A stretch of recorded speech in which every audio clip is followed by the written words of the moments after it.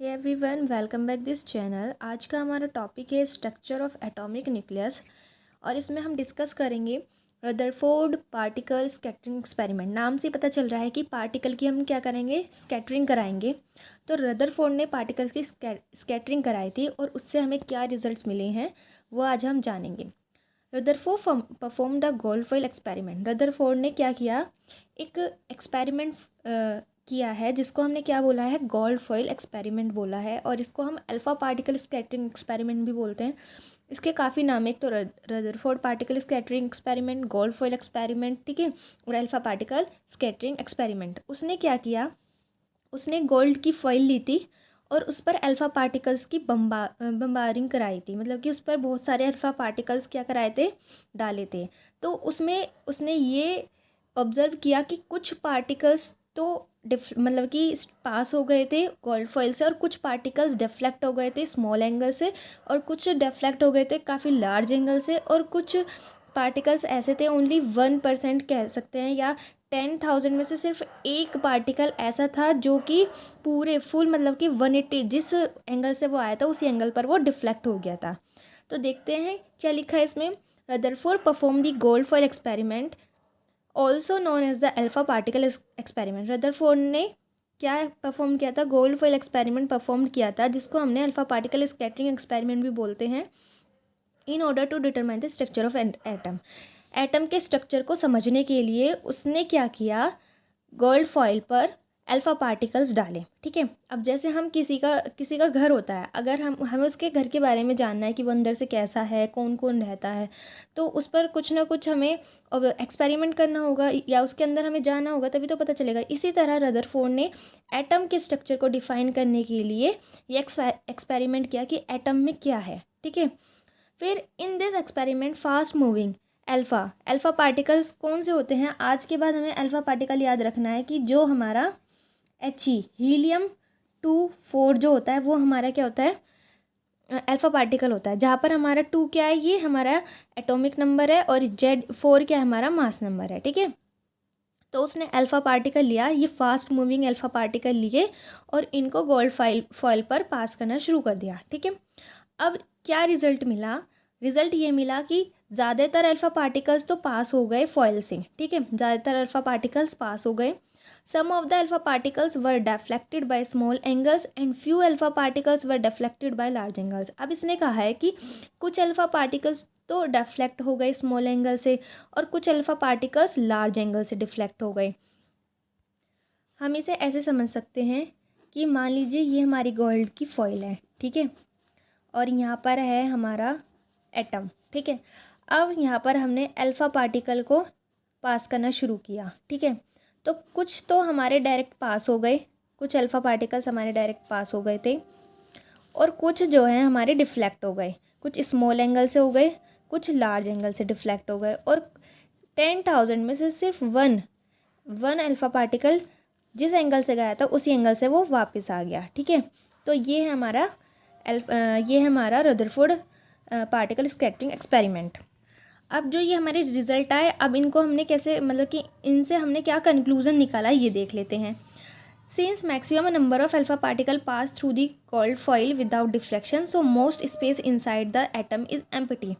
अब ज़्यादातर alpha particles तो पास हो गए थे गोल्ड फॉइल में से बिना किसी डिफ्लेक्शन हुए, तो ये ऑब्ज़र्व किया गया कि एटम में ज़्यादातर जो पार्ट है ना वो एम्प्टी है। क्या है, एटम में जो ज़्यादातर पार्ट है वो एम्प्टी है। जैसे कि ये हमारा एटम है, ठीक है, तो इसमें से कुछ ज़्यादातर तो वो पास आउट हो गए थे। तो इससे ये देखा गया कि ज़्यादातर जो पार्ट है ना एटम का वो एम्प्टी है। नेक्स्ट में कहा है deflection occurring at a large angle indicates the presence of a positive charge region which is now known as the nucleus. अब इसने कहा है कि जैसे कि डिफ्लेक्शन देखा गया है लार्ज एंगल्स पर, तो ये इंडिकेट कर रहा है कि यहाँ पर क्या है, पॉजिटिव चार्ज रीजन प्रेजेंट है, क्योंकि अल्फ़ा पार्टिकल कैसा पार्टिकल है, हमारा पॉजिटिव चार्ज पार्टिकल है ना, और हम तो पॉजिटिव को ही तो रिपेल करेगा, है ना, तो पॉजिटिव को ही रिपेल करेगा। इसी वजह से हमने ये इंडिकेट किया कि यहाँ पर कोई एक पॉजिटिव चार्ज है एटम के बीच में। देखिए इस तरह से मान लीजिए यहाँ पर एटम में कोई पॉजिटिव चार्ज है जिससे हमारे जो लार्ज एंगल के अल्फा पार्टिकल्स है वो डिफ्लेक्ट हो रहे थे, इस तरह डिफ्लेक्ट हो रहे थे, ठीक है। तो क्योंकि हीलियम हमारा पॉजिटिव चार्ज है तो पॉजिटिव पॉजिटिव को क्या करेगा, रिपेल ही तो करेगा। तो यहाँ पर जो वो पॉजिटिव चार्ज रीजन था उसको हमने क्या नाम दिया, न्यूक्लियस नाम दिया, कि जिससे हमारे लार्ज एंगल मतलब कि जो लार्ज एंगल पार्टिकल्स है वो डिफ्लेक्ट हो रहे थे। तो ये इंडिकेट किया गया कि वहाँ पर कोई एक पॉजिटिव चार्ज रीजन प्रेजेंट है जिसकी वजह से जो अल्फा पार्टिकल्स हैं वो रीबैक हो रहे हैं, ठीक है, या डिफ्लेक्ट हो रहे हैं, which is known as the nucleus, जिसे हमने क्या कहा गया, न्यूक्लियस कहा। Since only few alpha particles, अब यहाँ पे कहा है कि ओनली कुछ ही अल्फा पार्टिकल्स डिफ्लेक्ट हुए, कुछ ही अल्फा पार्टिकल डिफ्लेक्ट हुए, so it indicates the volume of the nucleus is small. अब इसने कहा कि बहुत ही थोड़े जो हैं पार्टिकल्स डिफ्लेक्ट हुए, तो इसका मतलब कि जो एटम के अंदर न्यूक्लियस जो प्रेजेंट है उसका बहुत ही थोड़ा वॉल्यूम होगा, थोड़ा एरिया होगा, है ना। तो कुछ ही, तभी तो हमारे कुछ ही अल्फा पार्टिकल्स डिफ्लेक्ट हुए, ज़्यादा होता तो ज़्यादा अल्फा पार्टिकल डिफ्लेक्ट होते। तो most of the space of the atom is empty, और स्मॉल न्यूक्लियस का साइज़ जो है वो स्मॉल है, इसी वजह से हमारे कुछ ही अल्फा पार्टिकल्स क्या हुए हैं, डिफ्लेक्ट हुए हैं। फोर्थ पॉइंट में ये कहा गया है alpha particles are relatively massive. अब जैसे हमारा अल्फा पार्टिकल है वो काफ़ी ज़्यादा मैसिव है, so their deflection indicate that almost entire mass of the atom in the central region. तो ये शो कर रहा है, डिफ्लेक्शन ये इंडिकेट कर रहा है कि जो एटम का ऑलमोस्ट मास है ना वो न्यूक्लियस में प्रेजेंट है, मतलब कि वो सेंटर में प्रेजेंट है, सेंट्रल रीजन में प्रेजेंट है, ठीक है।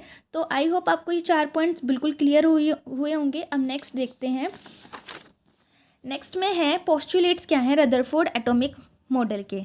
अब ये हमारे 3 पोस्टुलेट्स हैं। पहले में कहा है an atom has a central core, atom में एक सेंट्रल कोर है, ये हमारा मान लीजिए ये एटम है, ठीक है, इसमें एक सेंट्रल कोर है, ठीक है, जिसको हमने क्या कहा है, न्यूक्लियस कहा है। क्या कहा है, जिसको हमने न्यूक्लियस कहा है। विच इज़ पॉजिटिवली चार्ज, ये कैसी है, पॉजिटिवली चार्ज। हमें कैसे पता चला, हीलियम ही पॉजिटिव है, तो पॉजिटिव पॉजिटिव एक दूसरे को रिपेल करता है, तो यहाँ पर क्या होगा, पॉजिटिव चार्ज ही प्रेजेंट होगा। तो न्यूक्लियस में क्या प्रेजेंट है, positive charge, and contain almost the entire mass of the atom, और सारा मास जो है एटम का वो सेंटर में ही प्रेजेंट है, ठीक है। The electrons which are negatively charge and are, अब देखिए यहाँ पर जो है सेंटर में ही सारा मास प्रेजेंट है, तभी तो वो इतने मैसिव हीलियम पार्टिकल को भी डिफ्लेक्ट कर रहा है, तभी तो यहाँ पर सेंटर में ही प्रेजेंट है। देखिए सेंटर में मास प्रेजेंट है, ये पॉजिटिव चार्ज ही तो उसको दूर फेंक रहा है ना, उसको डिफ्लेक्ट कर रहा है। तो इसमें एटम का सारा मास प्रेजेंट है, तभी तो वो हीलियम एटम को हिला पा रहा है। अब नेक्स्ट पॉइंट में कहा है the electrons which are negatively charge and are lighter in mass move around the nucleus in a circular orbit. अब यहाँ पर कहा गया है एक नेगेटिवली चार्ज पार्टिकल है जो हमारे इस न्यूक्लियस के अराउंड जो है मूव कर रहा है, और इसको हमने क्या कहा है, इलेक्ट्रॉन। क्या कहा है, इसको हमने इलेक्ट्रॉन कहा है। तो इसने ये कहा है कि जो इलेक्ट्रॉन, अब लाइटर पार्टिकल क्यों कहा गया है इसको, क्योंकि देखिए प्रोटॉन जो होता है उसका मास ज़्यादा होता है इलेक्ट्रॉन से, इसलिए यहाँ पर हमने इलेक्ट्रॉन को लाइटर पार्टिकल कहा है। तो the electrons which are negatively charge, जो इलेक्ट्रॉन्स नेगेटिवली चार्ज है and are lighter in mass, और मास में कम है, वो मूव कर रहे हैं around the nucleus in a circular orbit, एक सर्कुलर ऑर्बिट में वे न्यूक्लियस के चारों ओर घूम रहे हैं, ठीक है।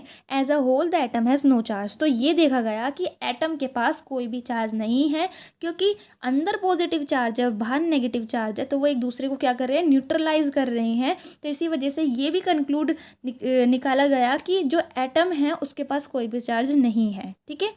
अब ये हमारा एक एटम का डायग्राम है, एटम का स्ट्रक्चर है, इसमें हमारा बीच में जो है हमारा सेंटर में हमारा न्यूक्लियस है, ये हमारा ऑर्बिट है, और इस ऑर्बिट पर हमारे जो इलेक्ट्रॉन्स है वो मूव कर रहे हैं। वो इलेक्ट्रॉन्स कुछ इस तरह मूव करेंगे, अगर यहाँ पर है तो वो कुछ इस तरह मूव करेंगे, ठीक है।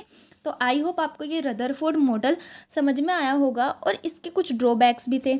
ड्रॉबैक्स ये थे कि रदरफोर्ड ने ये देखा, मतलब कि रदरफोर्ड ये नहीं एक्सप्लेन कर पाया स्टेबिलिटी ऑफ द एटम की स्टेबिलिटी को वो एक्सप्लेन नहीं कर पाया। जैसे कि हम इसे इस तरह समझ सकते हैं कि हमारा ये क्या है, यहाँ पर देखते हैं, ये हमारा पॉजिटिव चार्ज न्यूक्लियस है, ठीक है, और ये है हमारा इस तरह, ये हम ऑर्बिट मान लेते हैं, ठीक है।